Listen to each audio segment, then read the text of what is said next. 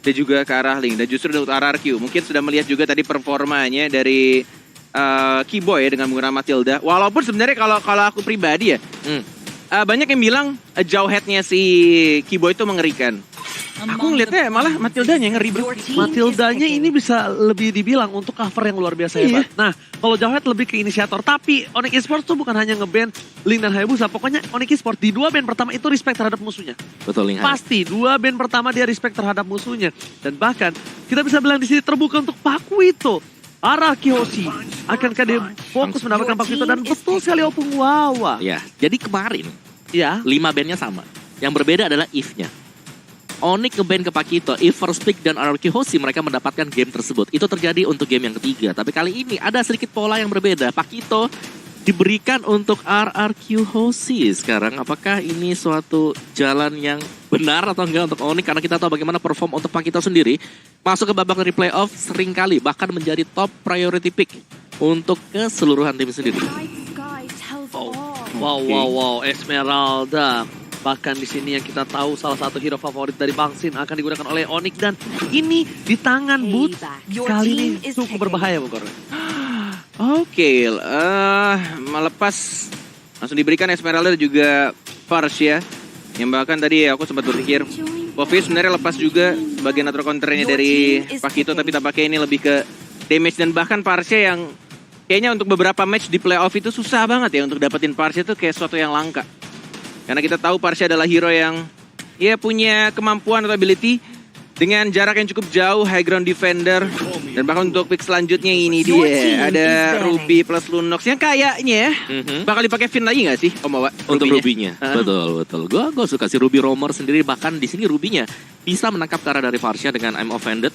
Pakito juga demikian dengan adanya knockout strike, tapi memang jaraknya harus bisa dipisahkan sehingga itulah fungsi mungkin nanti untuk hero-hero yang bakal dipakai mengcover. Kira-kira bakal masuk ke arah mana? Kufrakah untuk Onyx sendiri atau mereka bisa punya pilihan untuk roamer-roamer yang bisa mengcover dari arah Farsia dan Yisunshin.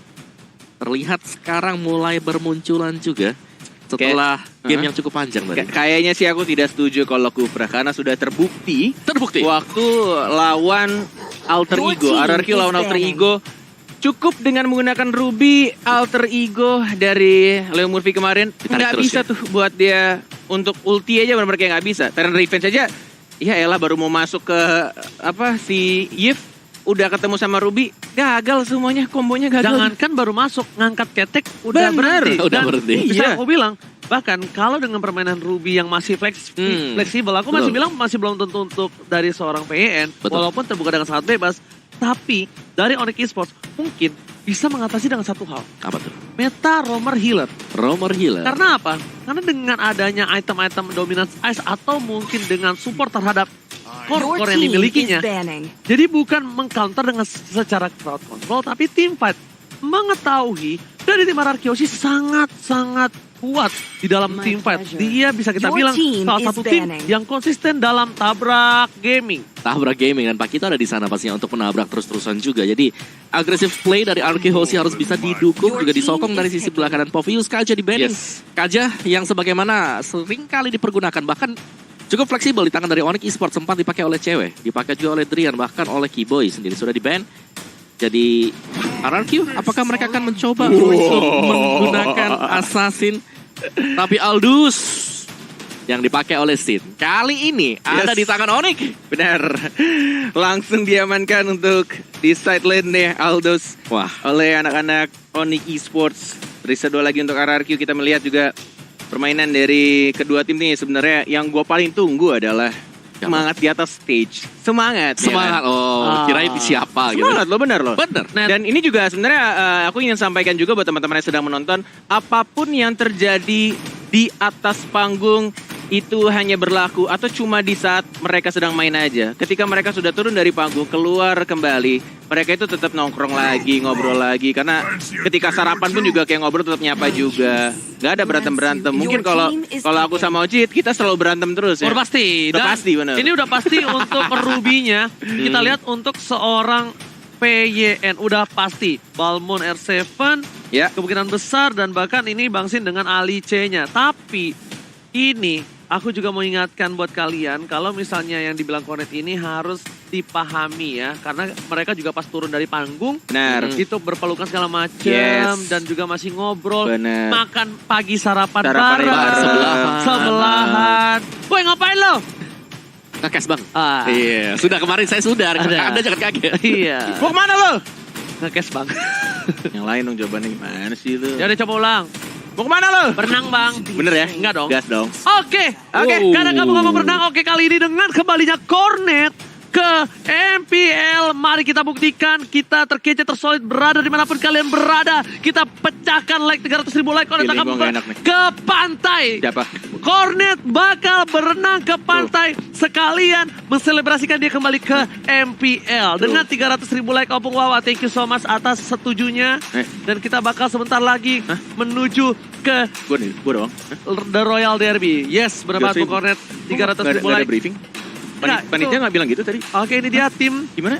Ini dari Onyx Angels. Wow. Masya Holy Allah. Angels. Ingat, yang di rumah nonton. Iya benar. Sama, aku juga suka gimmick gitu, tapi ada yang Lu nonton. cuma Masya Allah doang kan? Oh, subhanallah kalau aku baca kalau gitu ya. Oke, tanpa berlama-lama, Let's go. kita bakal langsung menuju ke Lane of Down.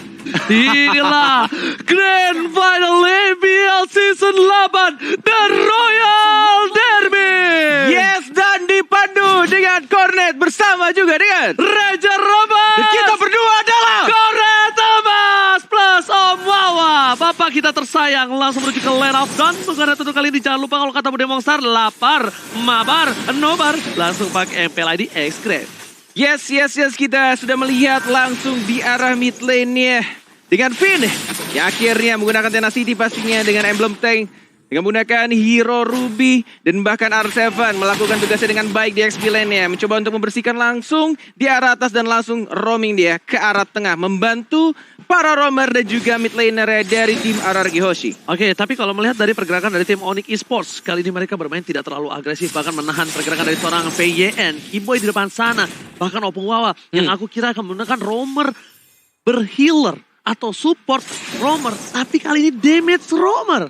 Iya. Dan juga setelah melihat Aldous tadi, draftingan dari RRQ Hoshi adalah mereka ngajak untuk main late game juga. Ada Balmon dan juga plus adanya Alice. Jadi ini udah pasti mereka harus bisa untuk ngajak ke late game-nya dengan mateng ya. Apalagi dengan perebutan stack dari Alice bersama dengan Aldous-nya. Yes, dan bahkan kita lihat juga dari Suns-nya, dari Yishun Shin. Mencoba untuk bermain cukup nakal di sana. Dapetin satu Scape Lizard menuju ke arah Mr. Crab dan bahkan sudah mendapatkan level keempatnya. Langsung Mountain Shocker. Udah benar-benar cepat banget farmingan dari tapi dari sini Kiboy-nya sekarat mencoba untuk langsung di arah First Blood sudah dipakai oleh Albert, tapi Finn-nya juga tumbang. Albert 1 melawan 3. Tuan muda, can you survive? Mencoba untuk di-survive dan bahkan R7 juga tidak berhasil membantu seorang Albert. Dan 2 orang dari RRQ Hoshi langsung tumbang di sana mulai. Tak terselamatkan. Sayang sekali flickernya tidak sampai dan bahkan membuat Onyx Esports berhasil mendapatkan 1 buah turtle tanpa adanya kontes. WYN masuk ke dalam perangkap dari sang landak, sang raja langit kali ini berhasil dengan pasti membuat gap gold yang tidak terlalu jauh. Tapi aku bisa lihat kembali kita bakal tarik mundur ke arah bottom lane. Di mana Bang Sin dan juga cewek benar-benar head to head dan halo laning phase yang kita lihat dari minimap masih dimenangkan oleh seorang Bang Sin. Yes. Ini benar-benar kalau melihat Suns pakai Yishun Shin, salah satu player top global juga, benar-benar dia selalu nge-spam Yishun Shin-nya. Dia tahu cara farming cepat dan bahkan kita lihat juga dari segi junglernya ini justru dari Suns-nya dia marksman, walaupun dia nggak dapat point kill tapi benar-benar udah enak banget. Ini benar-benar kayak early-nya justru Onyx yang lebih diunggulkan. Oke, hampir saja tertangkap. Tapi lihat dengan PDS Bang Sin coba untuk menggocek, bergerak ke arah bottom lane karena terlalu sakit damage yang diberikan dari seorang Rian. Rian kali ini memberikan sebuah damage, sebuah hantaman yang membuat Bang Sin akan teringat kembali kalau Farsha ini bukan kaleng-kaleng. Yes. Menuju ke arah bottom lane. Mencoba untuk dapetin satu saja tadi. Minion di arah bottom lane-nya tidak mau memberikan atau langsung diambil untuk gerobak goldnya karena Bang Sin sudah datang di arah bawahnya. Menuju di atas bahkan Suns-nya lagi-lagi. Lihat pergerakan seorang Yishun Shin. Benar-benar santuy aja dia farming R7. Halo, tidak berhasil untuk mendapatkan satu skill Wizard-nya. Dan langsung diamankan oleh seorang Suns dengan menggunakan Retribution. Oke, cewek di arah bottom lane bakal coba dipaksa Imo Vendor tarik keluarga bersama dengan Tristan terdapatkan cewek mantap. Cewek hilang, Vendor tidak bisa menimbulkan sebuah perlindungan. Sayap-sayap dari seorang Drian hanya bisa melepaskan cewek hilang di arah bottom lane. Yes. 16 detik lagi menuju Turtle dan bahkan sudah mulai langsung dijaga oleh kedua tim. Dan menuju juga kita lihat untuk purple buff-nya Boots. Apakah mau bermain nakal? Kalau kata Bang Sin, Butes. Sudah melihat di sana ada Albert. Dan bahkan Turtle sudah mulai muncul. Belum adanya dari player-player jungler dan justru Suns yang kali ini coba untuk langsung membuka Turtle-nya. Mau dipaksakan team fight atau tidak pertanyaannya. Karena Butes juga sudah berjalan dari atas. Dan bahkan ini kayaknya bakal 5 melawan 5. Sudah sekarat darahnya. Oh my god. Langsung Flicker maju. Dan bahkan Albert dia dapetin Turtle plus 1 kill. Ceweknya sekarat. Dan bahkan dapetin 1 point kill tambahan. Oh my god. Raja dari skala raja. Double kill. Dan Putih juga sekarat. Albert masih bisa hidup mulai. Albert. Oh my god. Beli 1 gratis 3. Kali ini dengan ada satu buat Turtle dengan 3 poin kill diamankan. Bahkan membuat RRQ Hoshi kali ini unggul jauh. Mereka mendapatkan 500 gold dan untuk itemnya kali ini Opung. Wow, silakan. Yes, dari Lunox yang masih dengan Clock of Destiny-nya. Jadi untuk RRQ Hoshi mereka masih memainkan peran untuk berjalan secara berdampingan agar bisa mendapatkan objektif. Dan itu terjadi tadi. Dengan adanya Pakito berarti bahwa knockout strike yang diandalkan dengan 2 kali. Pasif merah dan knockout strike double tadi ya, yang memberikan damage super besar untuk RRQ. Lagi-lagi tuan muda Albert cukup berani dengan menggunakan double jab ya, tapi tidak cukup sampai ke arah Drian-nya. Justru malah Suns-nya langsung memotong pergerakan dari seorang tuan muda Albert. Dan tidak berhasil untuk mengganggu para support dari Onyx Esports. Buta sendirian di sana mencoba untuk dapetin 1 Little Wonder, tapi tampaknya Bang Sin yang mendapatkannya. Suns di arah top lane mencoba untuk dapetin 1 Mr. Crab.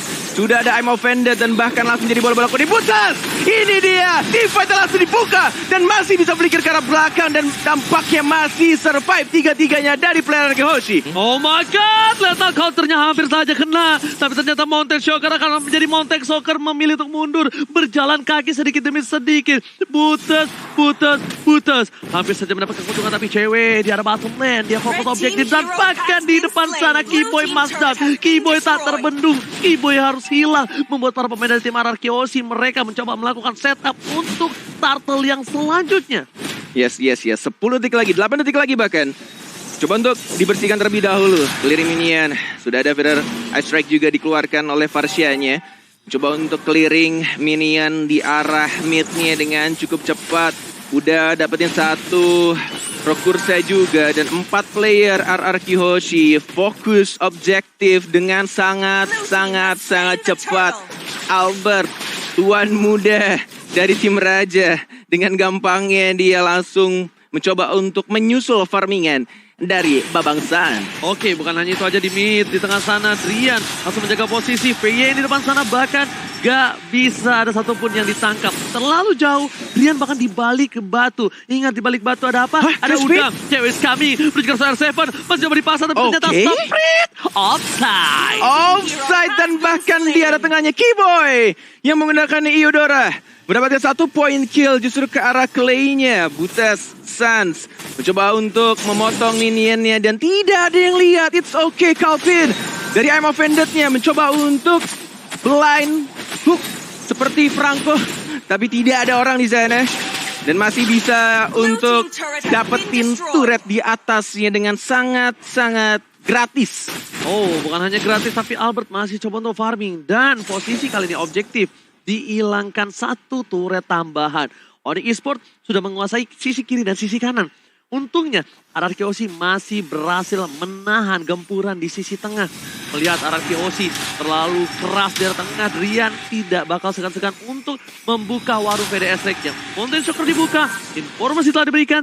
Tidak adanya pemain dari tim RRQ Hoshi yang bahkan lewat sungai dan offside untuk di menit yang ke-8. Gila sih Omawa, ini mereka dari Onyx Esports ada 2 player atau hero yang bisa ngebuka Mountain Shocker dan juga Chase Fate. Yes, itu dia. Chase Fate juga sudah dilakukan sekarang.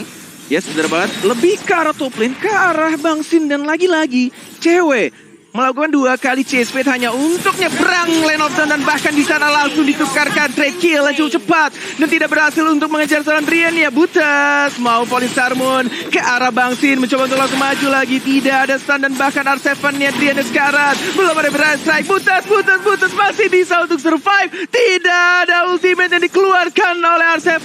Lethal counter masih ditahan dan tidak berhasil membunuh seorang Butas. Oke, cewek di arah top lane sana objektif game dilakukan. Bang Sin versus cewek kali ini siap malam-malam. Aduh, mekanik berarti siangnya masang keramik. Bang Sin dapat teman goceng. Masih ada satu buah flicker. Mencoba di KD. Edits kami. Dan di sisi Ararki Hoshi pasukan Ararki mencoba untuk mengandangi cewek. Agak boleh pulang. Maunya digoyang. Tapi itu adalah space untuk Lordnya Bukornet. Space created itu cuma bener-bener cewek gila. Modal satu orang membuat distraction yang sangat besar untuk Ararki Hoshi karena Lordnya itu free banget untuk Onyx Esports. Yes, dan langsung bahkan Onyx Esports mereka leading 3.000 gold, hampir 3.000 gold. Dan snack time kita jangan lupa untuk vote player favorit kalian sekarang juga dan berkesempatan untuk mendapatkan skin special. Wow, ini benar-benar kayaknya anak-anak Onyx sesuai dengan kata-kata Keyboy. Ya. Ketika interview dengan Bude Clara, mereka kayaknya benar-benar pengen balas dendam sih. Wow. Ketika hari kemarin mereka kayaknya sulit banget 3-1 dan bahkan di sini untuk game pertama lagi-lagi Onyx Esports pengen objektif. Mereka benar-benar kayak pengen fokus walaupun masih Lord berwarna ungu, belum di enhance, tapi ini kesempatan untuk mereka juga. At least mereka bisa nge-push, apalagi turret di tengah, yang masih turret outernya. Oke, bukan hanya itu aja Bung Kornet, tapi kita bisa bilang di sini jangan sampai Onyx Esports melakukan kesalahan seperti sebelumnya. Bahkan Bangsit, salah satu defensif high ground mekanismenya harus ditumai begitu saja. Dan Lord kali ini bakal ditumai dengan cukup cepat. Bukan Lordnya yang bermasalah, tapi 2 laning dan bahkan 3 laning yang berdorong secara bersamaan. Ini bisa menjadi pilihan. Chasing Fate menunjukkan seorang claim. Sudah tidak ada untuk kali ini. Sudah bakal fokus ke arah belakang. Fate untuk menutup permainan. Tapi Albert, Tuan Muda Albert dengan logo strike-nya belum ada KO di depan sana. Yes, masih menahan hawa nafsunya. At least hanya menakuti saja dari seorang Drian. Drian yang diincar oleh Albert. Hello, brothers. Are you okay, man? Tapi ini berhasil untuk membuat mereka tidak bisa mendapatkan inhibitor turret di arah tengah, atas, ataupun di arah bawahnya. Oke, kita sudah mendengar hashtag Battle Challenge Ararki Jaya. Alright, bahkan tim Ararki Hoshi kali ini agak sedikit ketar-ketir karena para pembuffnya bakal coba diamankan. Pasien kami, I found it, keluarkan Drianis kami, tapi cewek melihat permainan yang dilakukan. SFN lah takut keluarkan Keyboy, tapi ternyata Boss mendistraction. Boss mengacak-acak backline dan bahkan R7 harus tumbang, Bung Kornet. Oh my god, team fight yang sangat amat disiplin, sangat amat cantik dari kedua tim dan bahkan harus merelakan inhibitor turret di arah tengahnya. Dan hanya menumbangkan satu orang saja. Albertnya juga tahu keadaannya, timnya lagi sekarat semua, dia tidak mau maksain untuk masuk ke dalam team fight. Om apa? Yes, ini Onyx mereka sangat rapi sekali mendapatkan satu buah inhibitor, nggak langsung naik saja ke atas, tapi mereka memilih untuk mundur juga. Apalagi mereka punya hero-hero yang memiliki global pressure, mereka punya cewek yang dari tadi punya spacing. Kita melihat 4 melawan 5 secara terus-terusan. Split push dilakukan oleh cewek sendiri antara di bottom lane ataupun di top lane. Dan bahkan chase fate rela dipergunakan oleh cewek agar bisa bertukar posisi dan itu pun dilakukan oleh dia. Dan lihat, kita belum tahu atau bahkan tidak bakal tahu berapa stack yang dimiliki oleh Aldous. Tapi itu seharusnya sudah cukup untuk memberikan damage dari Onyx Esports. Gila tuh lihat. Cuma satu Federal Strike doang. Caranya bisa 1 atau 2 bar dari Clay. Ini benar-benar early-nya si anak-anak Onyx sangat amat unggul dan bahkan harusnya mereka nungguin untuk 45 detik lagi. Yang ini juga salah satu momen yang gue kangenin sih kalau lihat Ranger Emas. Yes, benar banget, kita masih menunggu momen ini dan buat kalian semua yang di rumah udah siap-siap tentunya. Karena sebentar lagi bakal ada gebrakan di Desa Lane of Dawn. Suns terlalu outside. Melihat permainan dari seorang Suns, dia bakal coba digerbang. Satu bayang Vendor tapi ternyata lihat dan hilang. Clay di depan sana juga harus menjadi korban kedua, dapat looking for triple kill. Dia bakal menjadi pilihan, looking for media. Tuan Muda pertama dan media. Apakah Savage? Dan seorang Suns di depan sana. SCP mencoba bertandang. Savage di game yang pertama dan bahkan tidak butuh bantuan dari Papa Lord yang terhormat. Onyx Esports mendapatkan game yang pertama. Savage dari seorang Suns.